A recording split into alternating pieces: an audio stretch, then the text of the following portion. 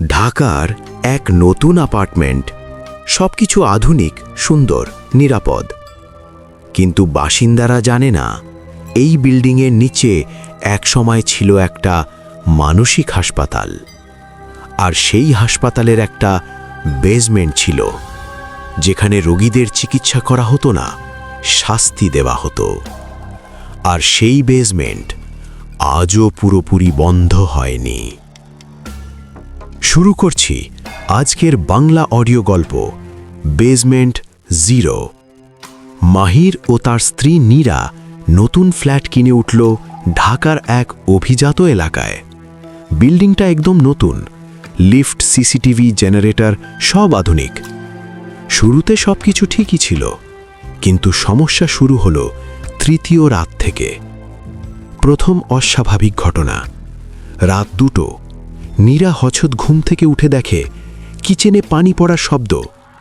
সে গিয়ে দেখে সব ট্যাপ বন্ধ, কিন্তু সিঙ্কের ভেতর থেকে মনে হচ্ছে কেউ নখ দিয়ে আছাড়াচ্ছে, স্ক্র্যাচ স্ক্র্যাচ। নীরা ভয় পেয়ে মাহিরকে ডাকল। মাহির গিয়ে দেখে কিছুই নেই। সে হাসল, নতুন বাসা, একটু ভয় লাগছে। লিফটের সমস্যা। পরদিন মাহির লিফটে উঠল। সে 5 নম্বর ফ্লোরে থাকে, কিন্তু লিফট নিজে নিজেই নেমে গেল B1, B2। মাহির অবাক হয়ে গেল, কারণ বিল্ডিংয়ে কোনো বেসমেন্ট নেই। লিফট থামল, ডোর খুলল, কিন্তু সামনে শুধু অন্ধকার। আর দূরে একটা দরজা, দরজায় লেখা ওয়ার্ড 0। ঠিক তখনই লিফট নিজে নিজেই বন্ধ হয়ে গেল। পুরনো ইতিহাস।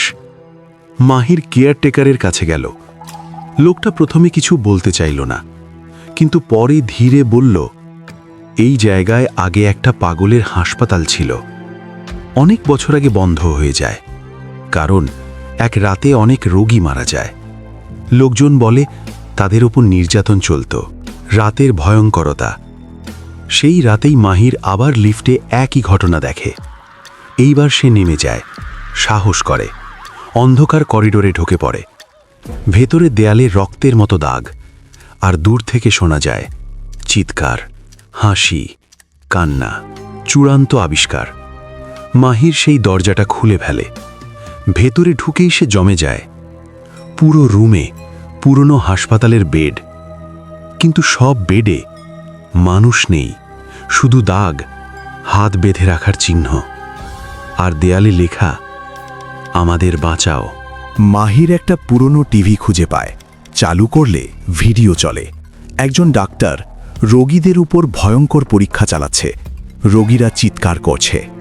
একজন বলছে, আমাদের মেরে ফেলবেন না, কিন্তু ডাক্তার হেসে বলছে, তোমরা মানুষ না, তোমরা পরীক্ষা। সবচেয়ে ভয়ঙ্কর টুইস্ট, হঠাৎ ভিডিওতে দেখা যায় একজন রোগী ক্যামেরার দিকে তাকায় আর বলে, তুমি আবার ফিরে এসেছো। মাহির চমকে যায়, কারণ সেই মুখটা তার নিজের মতো। শেষ ঘটনা। পরদিন নীরা মাহিরকে খুঁজে পায় না। সিসিটিভি চেক করা হয়। ভিডিওতে দেখা যায় মাহির রাত 3টে লিফটে ঢুকছে। তারপর লিফট নিচে যাচ্ছে, বেসমেন্ট 1, বেসমেন্ট 2। এরপর ভিডিও ব্ল্যাক। শেষ লাইন রক্তহীন করা। কিছুদিন পর নতুন এক পরিবার ওই ফ্ল্যাটে ওঠে। প্রথম রাতেই লিফট নিজে নিজে নেমে যায়, আর দরজার উপাস থেকে শোনা যায়, ডাক্তার, আজকে কাকে ট্রিটমেন্ট দিবেন? আপনি যদি ওই বিল্ডিংয়ে থাকতেন, লিফটটা কি খুলতেন? এমন আরও ভয়ঙ্কর গল্প শুনতে এখনই সাবস্ক্রাইব করুন KFM বাংলা অডিও স্টোরিজ চ্যানেলটি। ধন্যবাদ সবাইকে ধৈর্য ধরে গল্পটি শোনার জন্য। আবার দেখা হবে পরবর্তী পর্বে। মাহির নিখোঁজ হওয়ার পর নীরা তার জিনিসপত্র খুঁজতে থাকে। হঠাৎ সে মাহির ল্যাপটপে একটা ভিডিও ফোল্ডার পায়, নাম ওয়ার্ড 0 রেকর্ডস। ভিডিও চালু করতেই স্ক্রিনে দেখা যায় একজন ডাক্তার, চোখে অদ্ভুত উন্মাদনা। সে নিজেকে পরিচয় দেয়, আমি ডাক্তার সায়েক রহমান। মানুষের মস্তিষ্ককে নিয়ন্ত্রণ করা সম্ভব, আমি সেটা প্রমাণ করব। নীরার শরীর ঠান্ডা হয়ে যায়। ফ্ল্যাশব্যাক শুরু।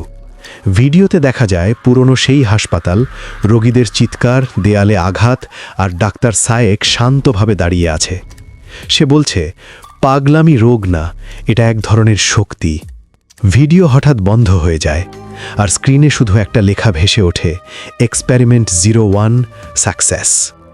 ডাক্তার সায়েকের প্রথম পরীক্ষা ছিল একজন মানুষের ভয়কে এতটাই বাড়িয়ে দেওয়া যাতে সে নিজের চোখেই নিজের মৃত্যু দেখতে পায়। ভিডিওতে দেখা যায় একজন রোগীকে বেঁধে রাখা হয়েছে, নাম রফিক। ডাক্তার তার মাথায় কিছু যন্ত্র বসাচ্ছে। সে বলছে, আমি তোমার মস্তিষ্ককে তোমার বিরুদ্ধে ব্যবহার করব।